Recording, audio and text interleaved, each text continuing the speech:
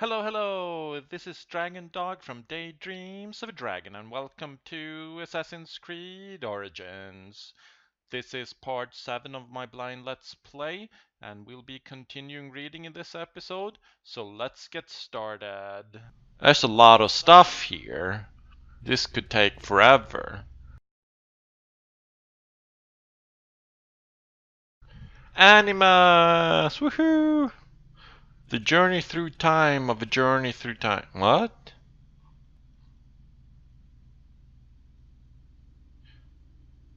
That sounds a little, well, didn't need to say that twice. A journey through time of a journey through time. Whatever. Okay. Introduction. DNA is more than pure genetic information. It also contains zettabytes of factual and historical data, which we now call genetic memories. The initial goal of the Animus project was to explore those genetic memories via virtual reality. Breakthrough discoveries allowed the technology to become a way for Abstergo users to actually interface with history and explore what was once thought lost forever. Awesome. The Animus software is adaptive, so as the memories unfold, the program adapts subtly to render a customized experience within the framework's boundaries. The experience unravels in the user's conscience.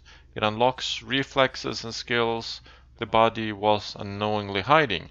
Ah, so it's not that I get abilities that the Animus gave me. It's more like the Animus awoke those abilities in me, but they were already there. I just didn't know about it. Somewhat like an amnesiac getting his memories back. Gotcha. The Animus is a window to the past, a door to the future. Join us as we revisit just how this journey came to be. Woohoo! Okay. Where it all started. It was Philadelphia in 1795 that Philip Singh Physic performed the first human blood transfusion in the history of medicine. The idea of transporting blood from one body to another fascinated the distinguished surgeon, but what he found exceeded his expectations. Fearing the scientific community would not be ready for such revelations, he gave his unpublished paper to his colleague and friend Benjamin Rush. Physics knowledge was all but lost until Pauling, financed by the Rockefeller Foundation, started researching the restricted archives of the Library Company of Philadelphia and found the physics paper that had been secretly preserved by Rush. Pauling's work on the hemoglobin structure, which was loosely borrowed from physics' lost paper, paved the way to his triple and double helix discoveries. Okay.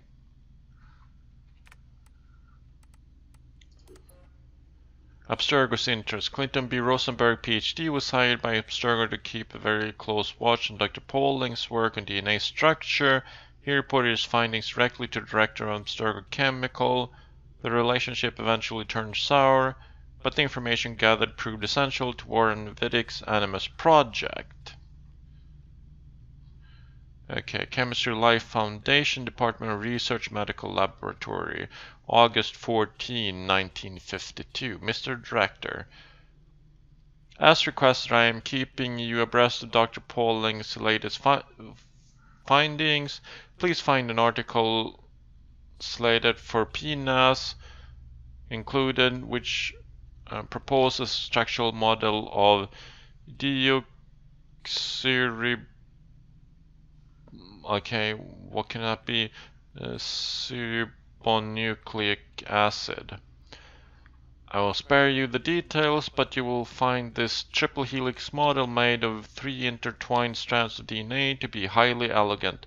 It rivals his earlier work on protein structure.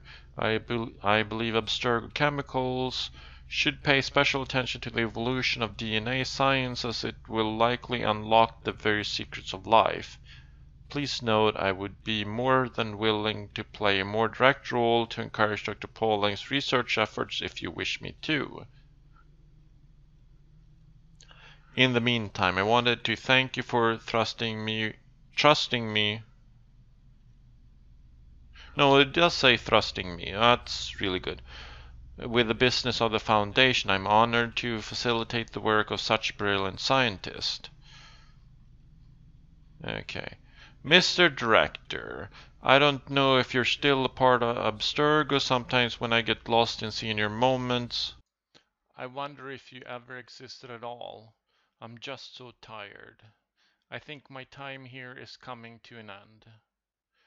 We're sequencing whole genomes in a matter of weeks now. We're under phenomenal pressure to reduce delays further and ship everything to this man Vidic. We truly are nothing more than an assembly line at this point. What a waste. I'm not stupid, you know. Even this old man has realized our masters are after something of utmost importance hidden in the human genome. They spare no expense to provide my kids with the most advanced technology to increase productivity. Like everyone here, I've heard the most preposterous rumors about Vidic's Animus project, that memories of someone's ancestors are encoded in one's genes. That Abstergo believes that claptrap explains why so many millions of dollars keep pouring in here. It just makes no sense. And to top it off, I never found another sample with triple helix DNA. My life's obsession was all for naught. Okay, how was it? That was 84, that was 52, that's 32 years later. Okay. Abstergo's early prototype. The earliest concepts of an Animus prototype came from Abstergo Chemicals and appeared in 1960 under the guise of the Memoriam S2000. Very little was achieved, and the prototype hardly left the drawing board, although some arrangements were made with the US Army to test the Memoriam through Project McUltra. Unlock the secrets of our past, powered by Abstergo Industries Inc.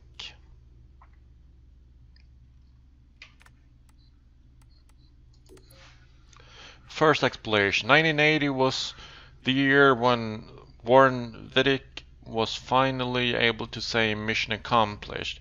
First users were launched in a series of genetic memory explorations with varying results. In San Francisco, the surrogate initiative allowed subject 0, Aileen Bach, to explore memories outside of the subject's own bloodline, but it turned out to be as dangerous as it was costly. The Animus project focused on allowing users to explore their own genetic memories. Even though the process was painful, it was somewhat safer and showed great promise for the future. Vidic's team at the Abstergo facility in Philadelphia were able to prove this in 1983 using the latest Animus 1.09 and Subject 4's genetic memories. Computing makes mind reading possible. Nice. Okay, some classified blueprints. The golden years, more stable than ever before, and with greater control over the well-documented bleeding effect. Animus 1.28 was developed by the Abstergo facility in Philadelphia in 2002. If the design has evolved over the last 10 years, the technology remained basically the same. It's true, few subjects were able to fully experience the simulations, and those who did could only visit their own genetic memories.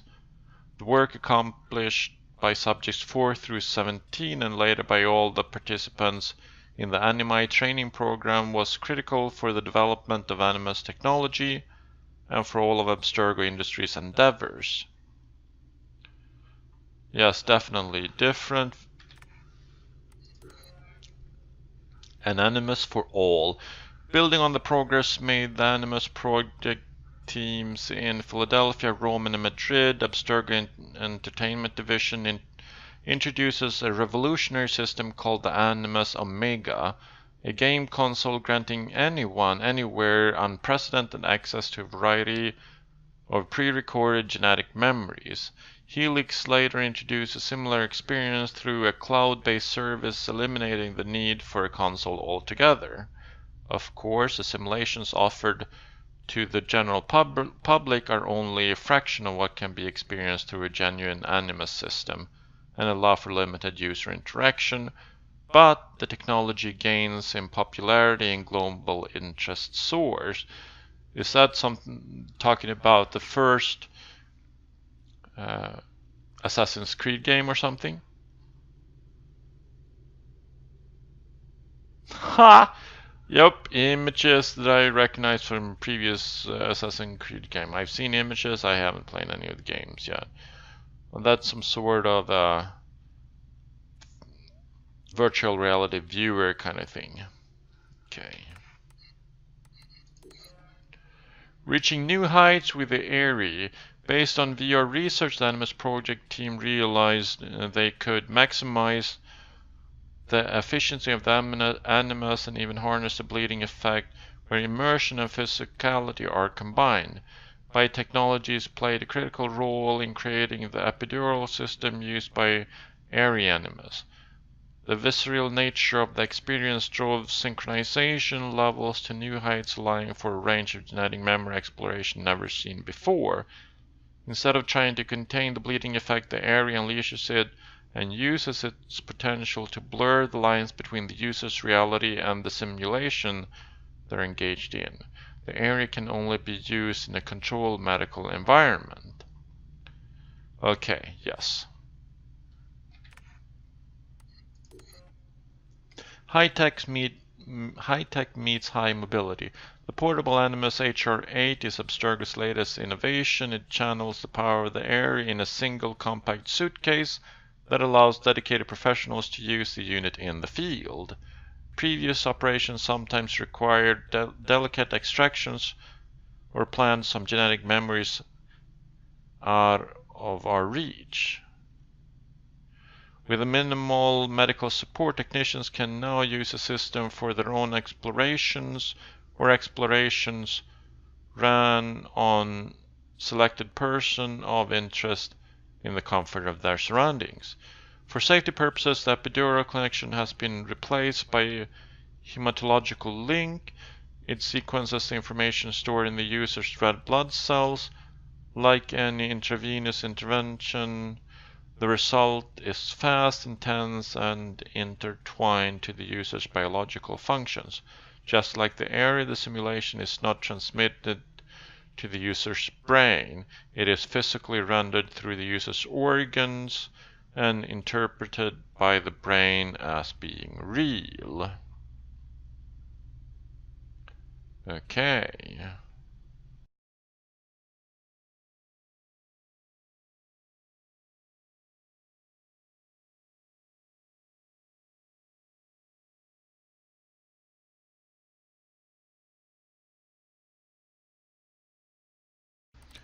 Field briefing. Just one. Good.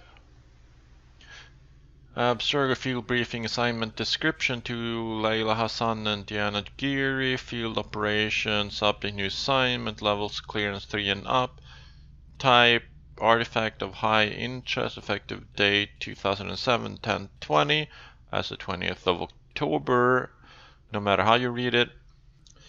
Historical Tactical Team Layla Hassan and Diana Giri. Scheduled departure October 22nd 2017 6:05 p.m. from Philadelphia to HBE on flight FUS 1011 through LHR. Assignment. Locate and recover artifact of high interest in the Quattro Depression. Forecasted location at uploaded coordinates and unidentified cave grotto hollow geological formation. Team is to work remotely with technician on premises and medical officer stationed at fixed accommodation location. If found, the artifact is to be swiftly retrieved and taken back to HBE. Contact John Kane in London for paperwork and travel arrangements. Fully stocked rental vehicle will be made available in Hangar 3C upon arrival in HBE. present voucher, and valid identification for release. Present voucher. Accommodation information will be uploaded to vehicle's GPS, delivered by Tyrell Williams, twilliams at abstergo.com. Submit my Simon Hathaway, Hathaway at abstergo.com, 171020. Okay. Animus design, nothing. It worked! I mean, the side effects suck, but my portable Animus is up and running. See what I did, Sophia? So, I don't know how long I was in there, but it was long enough. But I think this, what was it again? Magi? Like a cop or sheriff? Note to self, look this up. Find a good description. Bayek could be a member of this Brotherhood of Assassins, same as the other subjects Abstergo has been studying. List of things so far. The man is just about as stubborn as I am. He is good at talking to people and fighting too. People see him as a protector and a defender. His community admires and respects him. He's a shadow when it comes to not being seen. Yeah, I guess he fits the profile in part, but I wonder... He's got the tortured soul thing down pat. Bent on vengeance and all that stuff. He's got his own thing going on. I could feel it as though it were me, which I guess it was for a while. This is so weird. He's feeling so much anger, sadness, and hate, so much guilt. Anyway, I need more information. I remember that name coming up. I remember the flutter in Bayek's stomach when he heard it. Maybe she's the answer. Only one way to find out. Dee's gonna love this.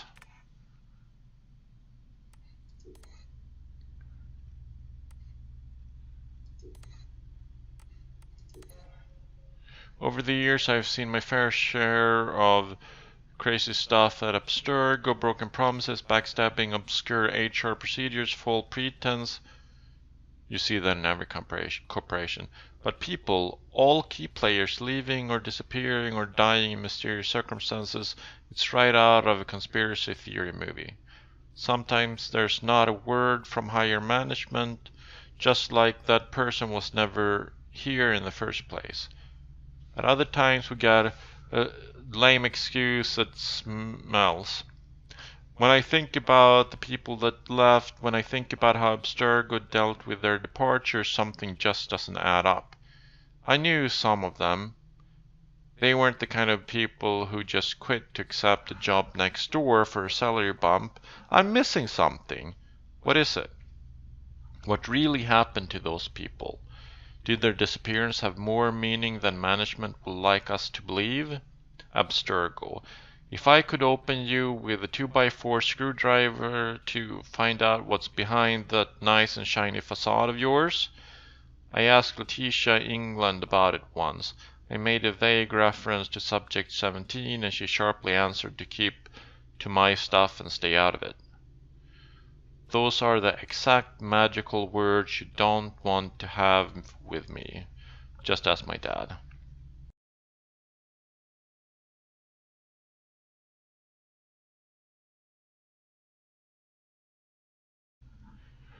The coroner never had time to properly examine Ricken's body. Abstergo must have managed to get it back. Why did they want the corpse back so soon? Was there something they did not want the coroner to know? They put on quite the ceremony for the funeral, but they could have waited a few days. It's not like he was going anywhere. I went through Case Fisher's files, and the guy does have a few buried post-mortem reports, but nothing on Ricken. West London Council Coroner's Service in the matter of death of Alan Ricken, preliminary report conducted by Deepty Sullivan, case number, date of report, date of death, time of death, place of death, Holdren Hall, London interior. No specific location was not allowed inside. Personal data, male. No complete date of birth, medical cause of death, lack of oxygen, and aspiration of blood. Aspiration of blood? That doesn't sound good. Marks and wounds. Blade damage to the trachea, horizontal incision of the neck. Victim suffered blow to the head, postmortem right side, possibly due to the fall of the body to the ground. Right hand shows slight antemortem burn patterns from unknown origin. Field filed and archived. Could not perform any further examination before body reclaimed by private conglomerate.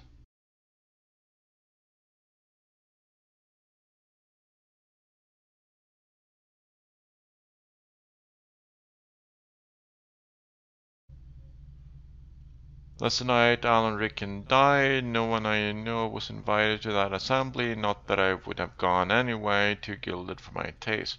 But still, what was the ceremony for? And what really happened that night? In your attendance, we trust Dr. Alan Rickon addresses the Assembly, Grand Templar Hall, London, December 14th, 2016 at 9 o'clock in the evening.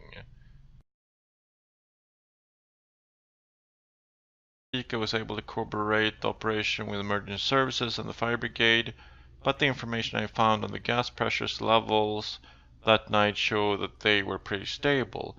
Something doesn't add up. What is it with Abstergo's higher-ups and unfortunate incidents anyway? Gas leak shuts down when... yeah. Okay.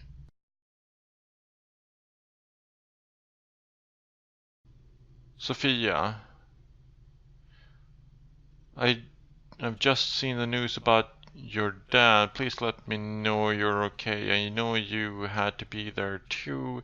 They're still evacuating people from the district, and honestly, the gas leak story seems like the worst cover-up I've heard in a while. I know you told me to stop the emails, but tonight I really need to know. Are you okay, Layla?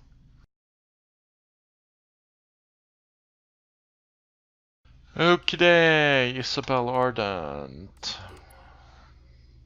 Abstergo took a full year to replace Isabella. Alvaro Grammatica oversaw the operations here in the meantime. Simon Hathaway was a strange choice. I always saw Rickon and Grammatica and never really appreciated his work. But he must be doing something right. After all, he's still here and he's not dead yet. Internal memo for immediate distribution, historical research employees, all clearances. It is with great pleasure that I announce today the nomination of Mr. Simon Hathaway as head of Abstergo's Industrial Industries Historical Research Division. He will be assisted by Mrs. Victoria Bibot. Although almost a year has passed since Miss Arden's unfortunate incident, we are confident that our long search has turned up the perfect candidate to pilot the future of the division. Mr. Hathaway presented me some innovative hypotheses which could shake up the direction of the division. I ask you to assist him in any way possible so that we can make his vision a success for us all.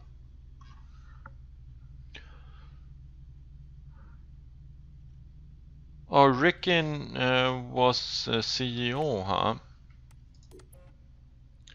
Isabel Ardent found something and Grammatica went through a lot to make sure the email was destroyed. 80,000 years ago, strange architectural shapes and humanoids. What on earth is she talking about? And where is the standard sample today? Archive crawler. Okay, from Isabel to Alvaro. Precursor memo. Alvaro, I hope you're sitting down. Was extracted from the standard sample last week. The total video we have amounts to barely 2.7 seconds at 60 FPS from a total of members. But even with this obscure sample, I'm already getting butterflies. I pulled one frame from the video to show you how mangled the data is, but even at this quality, some striking details emerge. Note the figure is a full 20 inches taller on average than the humanoids nearby. The architecture looks like some combination of Sumerian, Egyptian, and Babylonian. but the metals they're using are alloys. Elsewhere we see strange architectural shape. These structures have no modern precedent anywhere in the world, though the memory's geostamp gives us a location southwest of the. Unfortunately, most of the geostamps on these images are confusing. Some point to a location in modern Jordan some 80,000 years ago, other to a few locations in and Ethiopia, but so far we haven't been able to nail anything down with much precision. Archive Crawler was not able to reconstruct clustered data with integrity.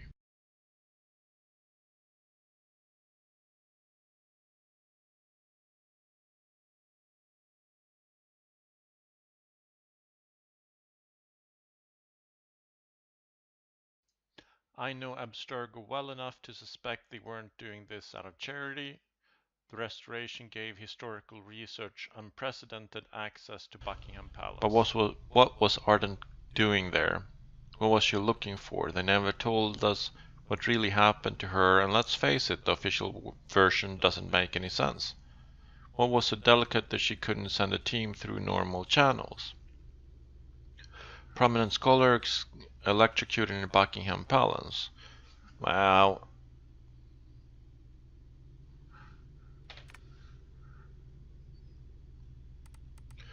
Oliver Garneau was alive and well in Chicago in 2014. Even if his disappearance was reported back in 2013, if his money trail is to be believed, he was dining alone in May 2014. Who on earth orders an extra country gravy?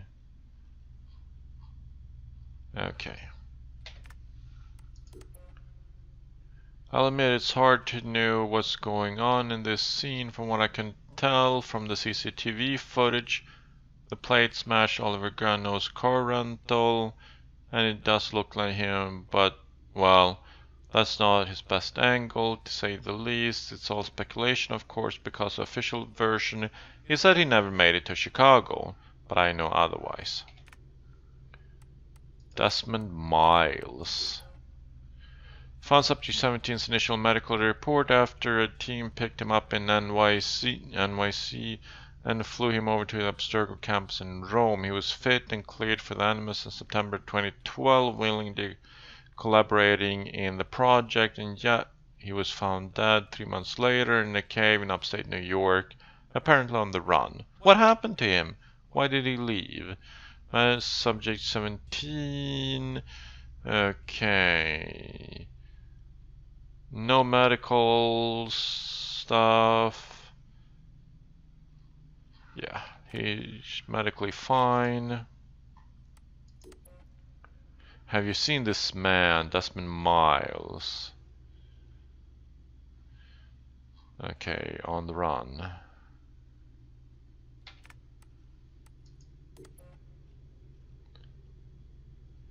Okay, working on something. Okay, seems like they found him dead and buried, well, in a cave at least.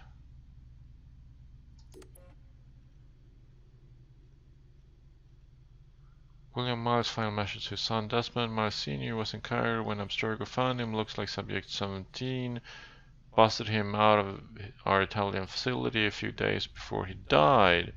I know you think it's dangerous for me to head to Egypt on my own, and you're probably right. Wouldn't be surprised if Cross is already there. They're looking these things down left and right. But we don't have a lot of options. If there's a chance to grab the last power source, we gotta take it. I promise I'll be careful. I've been fighting these since before you were born, literally. Oh.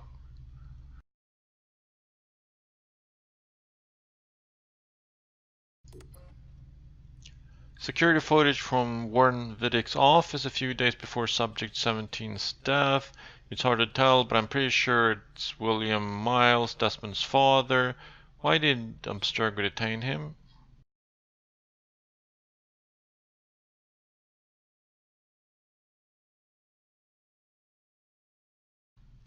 Okay. Any mail? That's a lot of mail. Oops.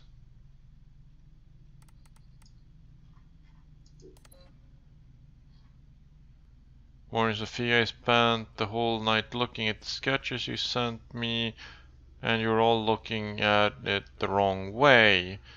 If you really are thinking about robotic arm for the Animus area, then my only advice is this. Mark my words. Inverted 6-axis motion rig. You want to be able to give the subject some leeway, some sense of freedom, and yet allow the core of the machine to stay connected no matter what kind of crazy gymnastics your subject is performing. So make sure the hydraulic actuators are top notch, nothing under 6000 ISP. You'll know just by listening to them. If they sound like a groom on the last night of his bachelor band, change them. They aren't worth your time, and they'll obstruct your subject's movement.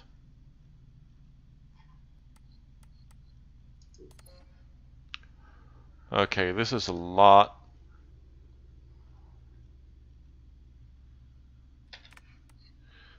Let's read that later. Let's check on these pictures.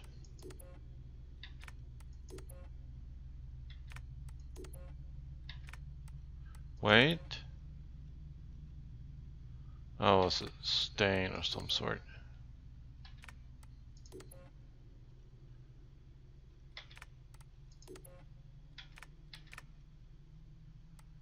Audio. Okay. So long, and thanks for all the fish, Berkeley. March 21st, 2006. The day Layla Hassan drops out of college. That's right, Professor Moore. I'm not finishing that Jane Eyre paper. I got a job, and I'm headed to Philly next week. This whole classroom thing, it's not for me. Mom and Dad are freaking out, but they'll accept it. I'll be working towards something real, making real money, and I'll be closer to home. Not that I'll visit any more often. Sophia promised there'd always be a place for me at Abstergo, as long as I show them what I can do with a circuit board and a pair of pliers. Sure, I'll have to work my way up to a place on her special project, but that doesn't matter. It won't be long before she or her father, Mr. Alan Ricken, notices what I'm capable of and asks for my help on the Animus.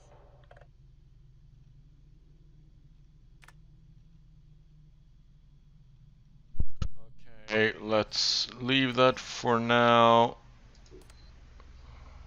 What is this?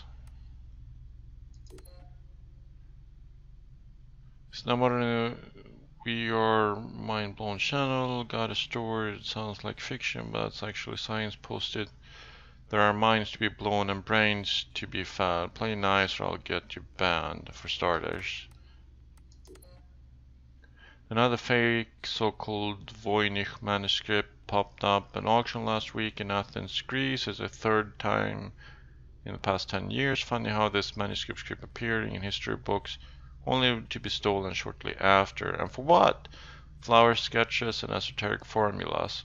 Rumor has it even Abstergo has a major interest in the item, but you didn't hear that from me. Crystal balls do exist? Of course they do. It's just a crystal ball. They're just shaped like computers. Cryodynamics is right off from Asimov's psychohistory. Forward-thinking scientists are using historical data from the past to build mathematical models that help them predict the future. So far, they're pretty accurate. Problem is, the future ain't pretty. Would you trust your rig to tell you what's coming? Is tomorrow really only a string of numbers? Nah. Depending on what, I mean, God knows. But a computer? Nah, I can't figure it out. Susie Patuti challenges the user. We are mind. Oh, okay. We are mind blown. Okay, gotcha. 2 contests for the best DIY pinball machine ever built. Entries must be submitted with a link showing the machine in action. If there aren't any sound or light effects, don't even bother. Hi, I'm Laila Hassan. I'll be hosting an AMA, about we are mind blown, life hacks, keyboard pimping, cutting edge technologies, Zethetics, classic rock in my travels. Be warned, though I won't be answering anything pertaining to Abstergo Industries. I enjoyed using the word no, so make an effort and ask something that won't bore me. Ground-penetrating radars are used to explore what might be hidden under ancient monuments. Cavities were detected under the Sphinx paws some 20 years ago. Most are natural caves, but some have yet to be investigated. Could one of them be the mythical Hall of Records, a lost library much like the Lost Library of Alexandria? The idea is not new. Gladstone Kittredge Esquire went on a famous digs trying to uncover the lost knowledge in the 19th century. It's been about 40 minutes, so we're ending this episode. I'll see you in the next one.